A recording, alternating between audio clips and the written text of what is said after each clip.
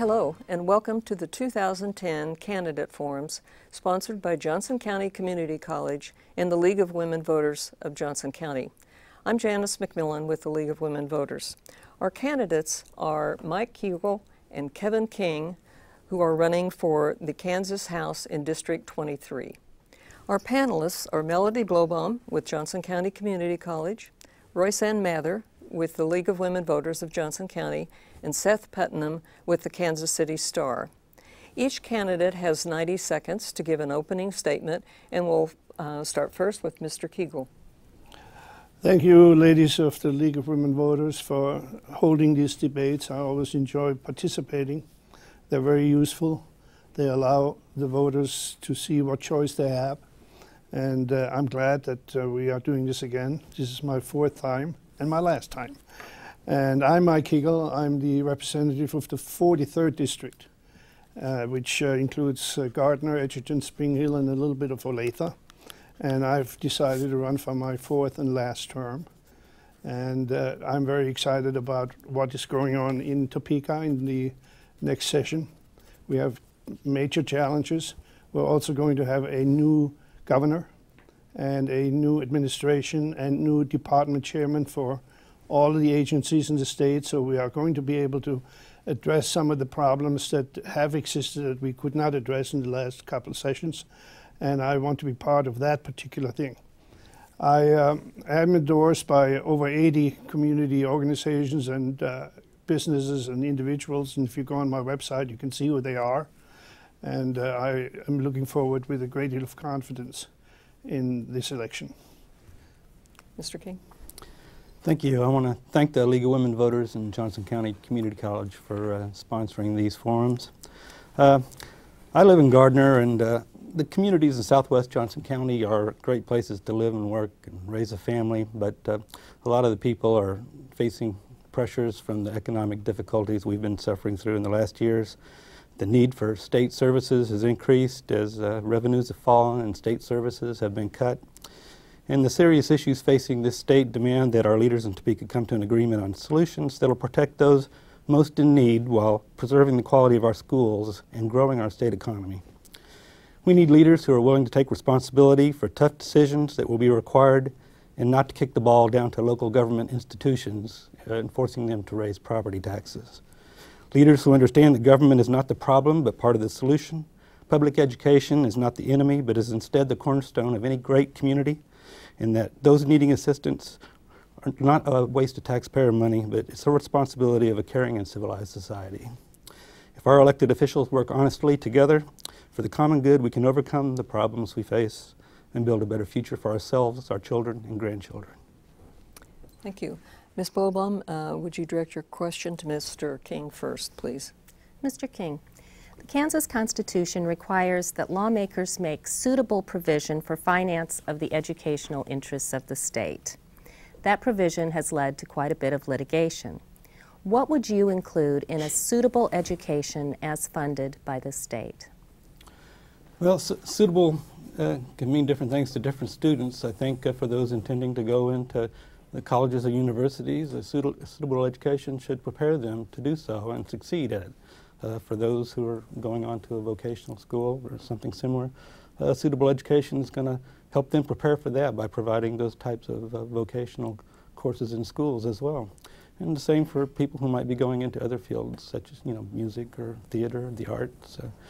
We should get a well-rounded education in our public schools to help prepare them for whatever future they want to go. Mr. Kiegerl? My turn. Yes.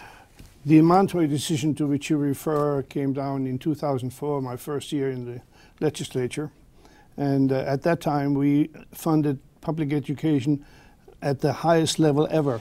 My first vote in the House was for $1 billion increase in public education. Now, is the budget presently suitable? That's a good question. There is a lawsuit going on, as you well know, again. And we need to take a look at what the courts decide. I believe that there is not only sufficient money in public education, but there is an opportunity for us to save money. There's no one in the legislature who does not want to fund education to the maximum benefit of the kids. But we're now spending 40% of every dollar on administration and overhead, where we need to consolidate school districts. We have 293 districts in the state, some of them with just a few hundred people. Each of them has a superintendent and a staff and a building, etc. If we go to 40 districts, we save $300 million a year. The previous debate, you heard something about the funding formula. The funding formula is totally adversary to Johnson County. We have 18% of the students.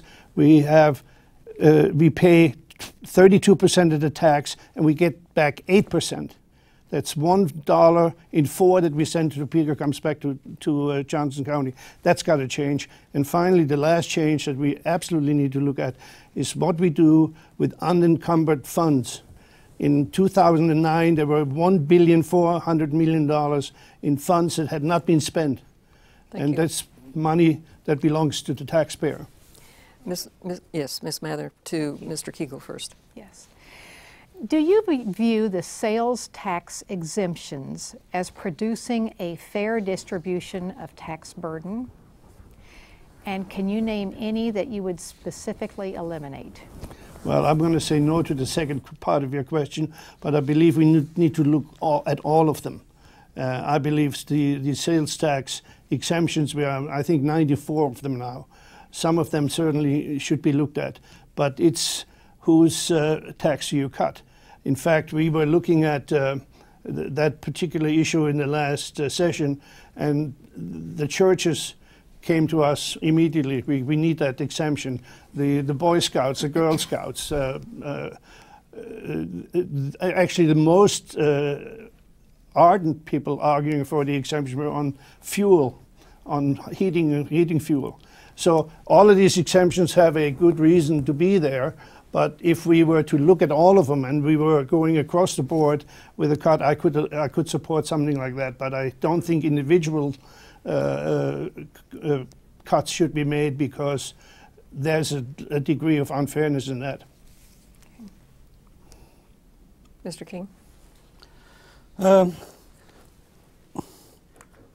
I think we should really look at the whole package altogether. I'm sure there's some that are effective and there's some that probably weren't out there welcome. So I would review all of the sales tax exemptions, and if we can come to an agreement that they are useful, keep them. If not, let's ditch them.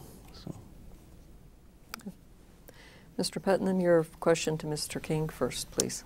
Okay. Mr. King, does Kansas need a law allowing the possession of medical marijuana?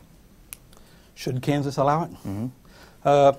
I believe it should, where the doctors, and where the medical establishment can make a case that there is a benefit to the patients, and if it can be regulated through prescription and the way current laws regulate other medical drugs that might impair people's ability to drive and things like that.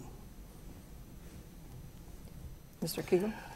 I have been in communications with a physician who assured me earnestly, and he showed me evidence, that there are certain conditions, medical conditions, which can only be treated by marijuana, or made better by marijuana.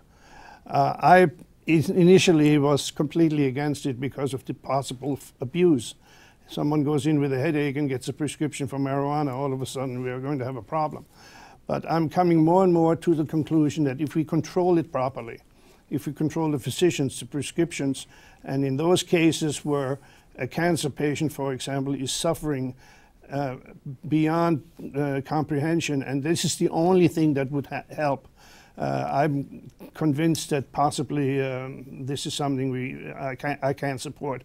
I have not completely made my mind up, but we're continuing to communicate, and the evidence I have seen so far is pretty convincing.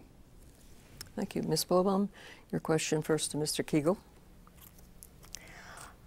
Often, when lawmakers are talking about Kansas school funding, they seem pretty confident that the schools could be more efficient than they are. Over the past few days, we've heard lawmakers say that school districts should cut administrators, they should close buildings, they should eliminate football programs and have less luxurious football fields. In the end, the legislature does control the finance as far as how much money is available to schools. So what specifically would you prohibit school districts from spending money on or from spending state funds on? Well, the school district, the state is not totally funding schools, as you well know. Local option budgets raise taxes and in the local communities as well. And what people do in their own community, their own school district, I think, let it be. If you agree that all these programs are necessary and you vote the taxation for it, then I have not much of an objection. I do have one objection, and that is that we are pricing some seniors who are on fixed incomes out of their homes. They can't pay the property taxes anymore. So this is another issue. I believe that we can say school funding should not be sacrosanct. Those of us who question, what do we get? What's the value of the dollar that we're spending? Are often accused of not caring for kids, not caring for education. I have 7 grandchildren. I taught college for 20-some years. I love nothing better than great education and opportunities for education. Some of the things you mentioned, football programs. I love football.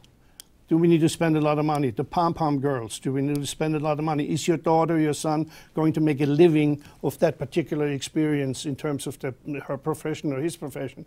We need to concentrate on quality in education as well. And if you know that in the international competition, we are doing very poorly. We spend more money than any nation, $12,000 per student in this case, and we are number 28 in science, number 22 in math when we look at the industrial nations. Mr. King?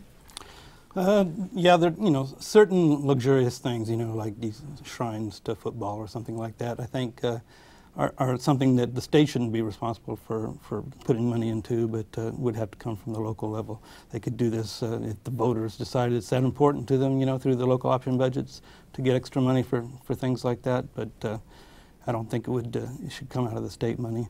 And some of the other costs associated with sports, such as traveling and hotel costs and things like this and meals, those probably should be shifted to a local responsibility as well. You see bands having to raise have their own fundraisers to do things for themselves, so why shouldn't some of the sports teams have to do the same thing?